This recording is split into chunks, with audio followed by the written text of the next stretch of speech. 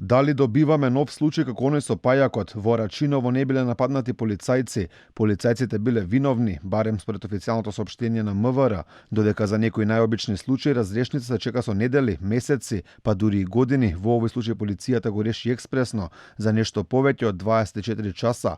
Полициските службеници не ги презеле потребните службени дејствија, па сега ќе се одговарале. Од МВР решија да ги покорат медиумите да не објавувале случаи како овој, бидејќи според нив не биле проверени. Од извршените проверки е утврдено дека тројца полициски службеници запреле возило Volkswagen, управувано од малолетник, но не ги презеле потребните службени дејства, зашто против нив се изготвени иницијативи за дисциплинска постапка, а во извршените службени разговори, тројцата полициски службеници негираат дека било кој им се заканувал или вршел притисок врз нив.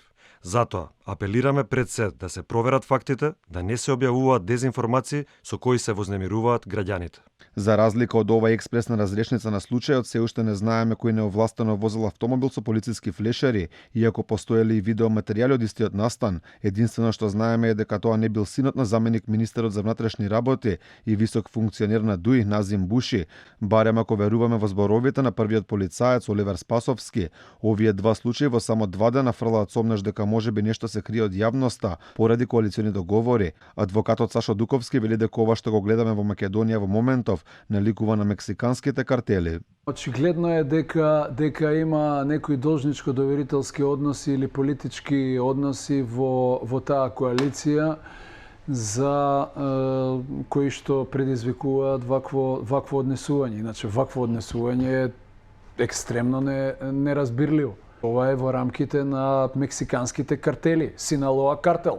Вака ви влагаат во полициска станица и ви кажуваат како да се однесуваат.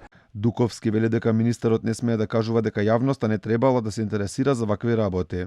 И сега министерот вели не, да видиме, не треба вие да се интересирате. Па зашто треба ние да се интересираме како граѓани? Каде е тука јавниот интерес? Каде ние ќе добиеме еднаш релевантна информација? Или ние треба да бидеме само како човечки рибки?